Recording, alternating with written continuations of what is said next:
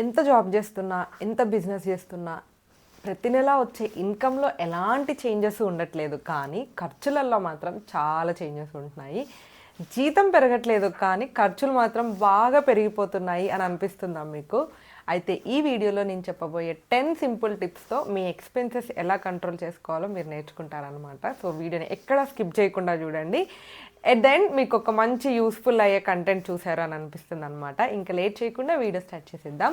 Hello everyone, welcome to my channel Monika Rajesh vlog. First tip వచ్చేసి, యూజువల్గా మనం అన్ని వీడియోస్లో లైక్ ఫినాన్షియల్ ప్లానింగ్ కానీ బడ్జెట్ ప్లానింగ్ ఇలా అన్ని వీడియోస్లో చెప్పుకున్న విషయమే, కానీ మళ్ళీ చెప్తున్నాను, ఖచ్చితంగా ఫాలో అవ్వాల్సింది. కాబట్టి ఫస్ట్ శాలరీ రాగానే మనీని డివైడ్ చేసేసేయండి. లైక్ గ్రాసరీస్కి ఎంత, బిల్స్కి ఎంత, సేవింగ్స్కి ఎంత, ఎక్స్ట్రా ఎంత ఉండింది అని చెప్పేసి వాటిని ఇట్లా డివైడ్ చేసేయండి. ఒకవేళ ఫర్ సపోజ్ మీరు గ్రాసరీస్కి ఒక 5,000 ఆర్ 10,000 తీసి పక్కన పెట్టారు అంటే ఈ మంత్ మొత్తం కూడా ఆ అమౌంట్లోంచి గ్రాసరీస్ వెళ్ళిపోవాలి, ఎక్స్ట్రా అస్సలు చేయకూడదు. ఇదే మిగతా వాటన్నిటికి కూడా, బిల్స్కి కూడా అంతే. ఒక 5,000 6,000 తీసి పక్కన పెట్టారంటే వాటిలో మాత్రమే బిల్స్ అన్ని మేనేజ్ చేయాలి. సో మీరు అంత పర్ఫెక్ట్గా లెక్కించుకొని అన్నిటిని డివైడ్ చేసుకోవాలి.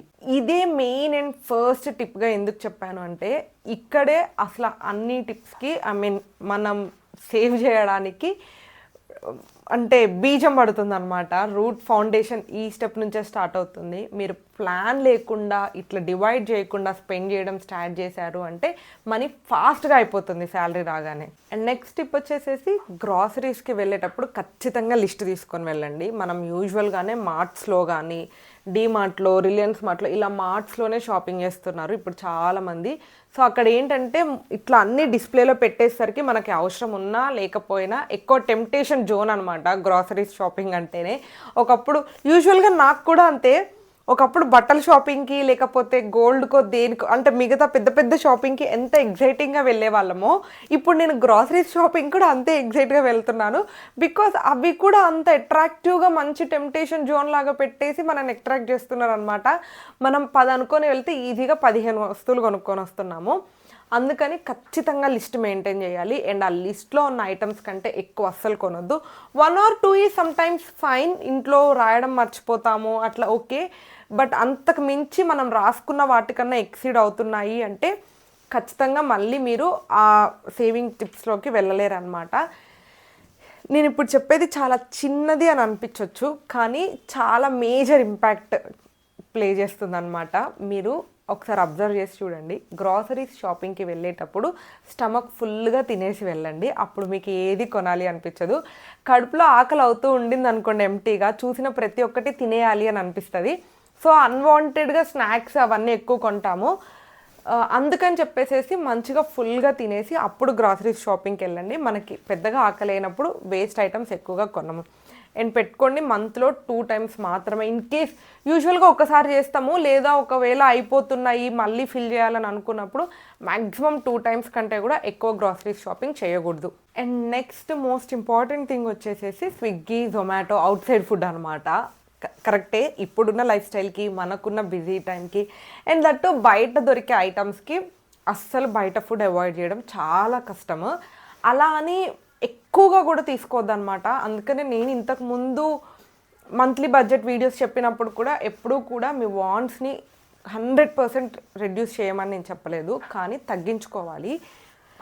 దీనికంటూ ఒక బడ్జెట్ పెట్టుకోవాలి first thing. And next thing వచ్చేసేసి, వీక్లో ఆర్ మంత్లో ఎన్ని టైమ్స్ తినాలి అని చెప్పేసి మనకి అంటూ ఒక డెసిషన్ ఉండాలన్నమాట. లేదు, తినాలనిపించినప్పుడల్లా మన క్రేవింగ్స్ని సాటిస్ఫై చేస్తూ ఉండలేం కదా.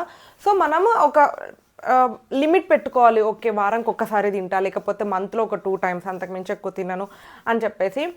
అన్నిటికన్నా మేజర్ ఇంపార్టెంట్ థింగ్ ఏంటంటే, ఈ క్రేవింగ్స్ కానీ ఈ బయటవి ఇది అవాయిడ్ చేయాలి అంటే మీరు వీక్లీ మీల్ ప్లాన్ చేసుకోవాలి. అంటే ఏ రోజు ఏం కుక్ చేసుకోవాలి, ఈ రోజు ఏంటి ప్లానింగ్, మన షెడ్యూల్, టిఫిన్ ఏంటి, లంచ్ ఏంటి, డిన్నర్ ఏంటి అని మీరు మీల్ ప్లాన్స్ చేసుకొని ఆ మీల్స్కి మీల్ ప్రెప్స్ చేసుకున్నారు అంటే యూజువల్గా ఈరోజు ఏం కుక్ చేసుకోవాలో ఆల్రెడీ మీల్ ప్రెప్ ఉంటుంది, మీల్ ప్లాన్ ఉంటుంది, మనకు ఒక ఐడియా ఉంటుంది కాబట్టి స్పీడ్గా కుక్ చేసేసుకొని తినేస్తాము. అది లేనప్పుడు ఏం కుక్ చేసుకోవాలో తెలియక, ఏం తినాలో అర్థం అవ్వక కూడా మనం ఎక్కువగా బయట నుంచి ఆర్డర్ చేస్తూ ఉంటాం అనమాట. సో ఈ మీల్ ప్లానింగ్ ఖచ్చితంగా మీకు బయట ఫుడ్ని అవాయిడ్ చేయడానికి హెల్ప్ అవుతుంది. దాంతోపాటు మీరు వెజ్జీస్ అవన్నీ పర్ఫెక్ట్గా ప్లాన్ చేసుకుంటారు కాబట్టి వెజిటబుల్ కాస్ట్ కూడా చాలా తగ్గుతుంది. చాలా మందికి అర్థం అవ్వదు, మనకి తెలియకుండానే ఇవన్నీ చిన్న చిన్నగా అనిపిస్తాయి, కానీ వన్స్ మనం అబ్జర్వ్ చేయడం స్టార్ట్ చేసిన తర్వాత తెలుస్తుంది వీటిలలో ఎంత మేజర్ మనీ వేస్ట్ అవుతుంది అని చెప్పేసి. నెక్స్ట్ వచ్చేసేసి ఎలక్ట్రిసిటీ బిల్ అనమాట. మనకు తెలియకుండానే రూమ్లో లైట్స్ వేసి మర్చిపోతూ ఉంటాము, వాష్రూమ్స్లో లైట్స్ వేసి మర్చిపోతాము, ఫ్యాన్స్ ఆఫ్ చేయము, ఏదన్నా ఒక ఈ రూమ్లో ఉండట్లేదు ఇప్పుడు ఇక్కడ నుంచి వెళ్ళిపోతున్నామంటే ఈ రూమ్లో అన్నీ ఆఫ్ చేసి వెళ్ళే అలవాటు చాలా మందికి ఉండదు. బట్ ఆ అలవాటు చేసుకొని చూడండి, that will make a major difference. దాంతోపాటు ఎలక్ట్రిసిటీ తక్కువ కన్జ్యూమ్ చేసే అప్లయన్సెస్ని కూడా, లైక్ బల్బ్ అనుకోండి, ఎల్ఈడి బల్బ్స్ని వాడడము, లేకపోతే మనం ఏదైనా ప్రొడక్ట్స్ తీసుకున్నప్పుడు ఏసీ కానీ ఫ్రిడ్జ్ అన్నీ 5 స్టార్ అలా ఉంటాయి కదా, అంటే ఎలక్ట్రిసిటీ కన్జంప్షన్ తక్కువ ఉండేవి, అవి తీసుకోవడానికి ట్రై చేయడము. దాంతోపాటు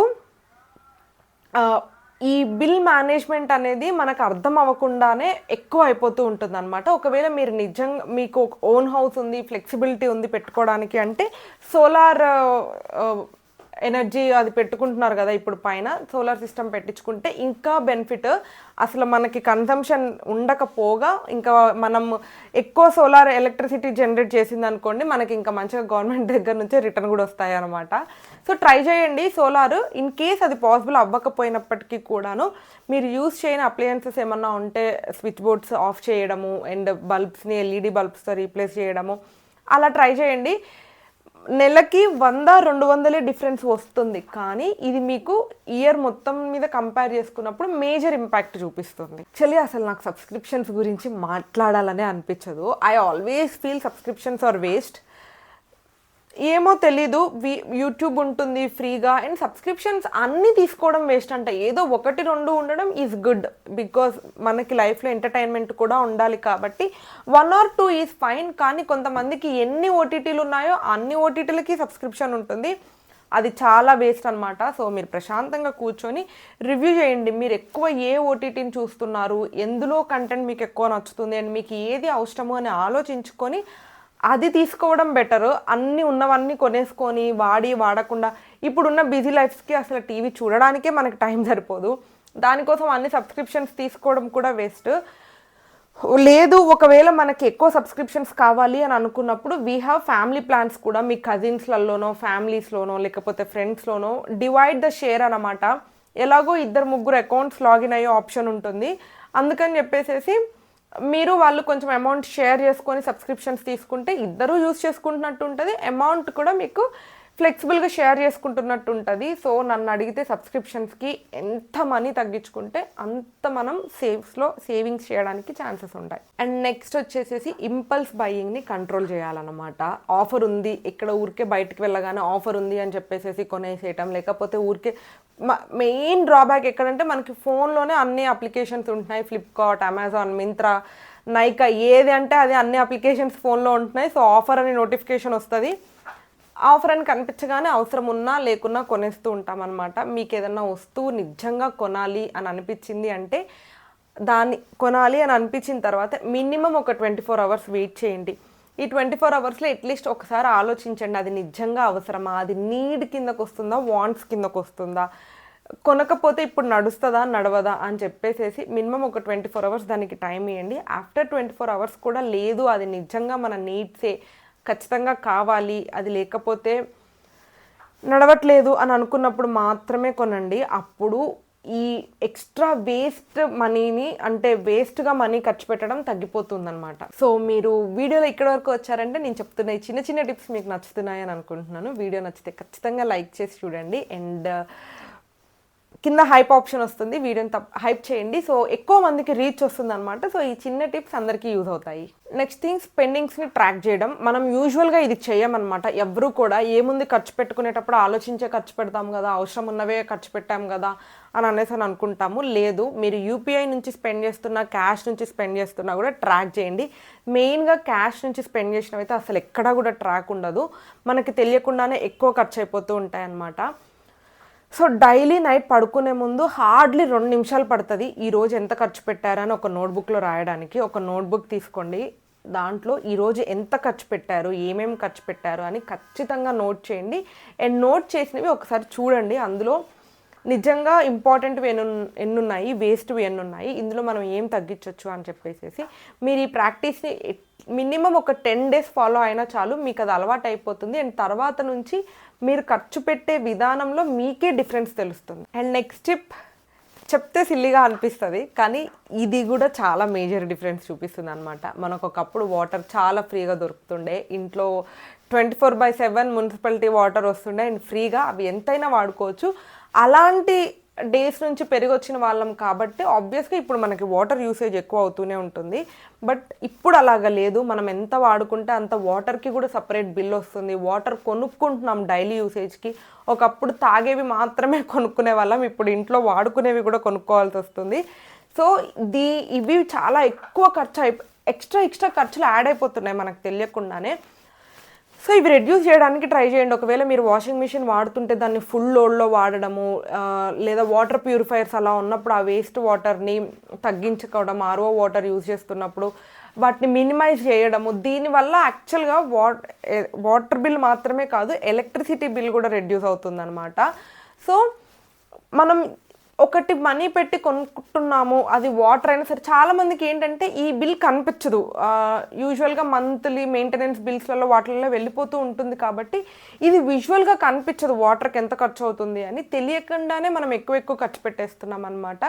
అందుకని వాటర్ బిల్ని మ్యాక్సిమం మనం ఎంతవరకు చేయగలమో అంతవరకు తగ్గించుకోవడానికి ట్రై చేయండి. నెక్స్ట్ టిప్ వచ్చేసేసి సీజనల్ షాపింగ్ ట్రై చేయండి. ఇప్పుడు యూజువల్గా మనం ఏంటంటే, ఇప్పుడు స్పెషల్లీ నా చిన్నప్పుడు యూజువల్గా అయితే మనం షాపింగ్ చేయాలన్నా, ఇంట్లో ఐటమ్స్ ఏమన్నా కొనాలన్నా అదొక అంటే ఒక టైం ఉంటుంది. ఫెస్టివల్ పండగకి మాత్రమే బట్టలు కొనుక్కోవాలి, లేకపోతే ఈ పండగకి మాత్రమే ఇంట్లో సామాన్లు కొనాలి అన్నట్టు ఉండేది. ఇప్పుడు అలాగా లేవు, మనకు అన్నీ ఈజీ యాక్సెస్ అయిపోయాయి కాబట్టి ఎప్పుడు ఏది నచ్చితే అలా కొనేస్తున్నాము. So it's not like that. ఒక లిమిట్ పెట్టుకోండి షాపింగ్కి ఎంత ఖర్చు పెట్టాలి ఏంటి అని చెప్పేసి.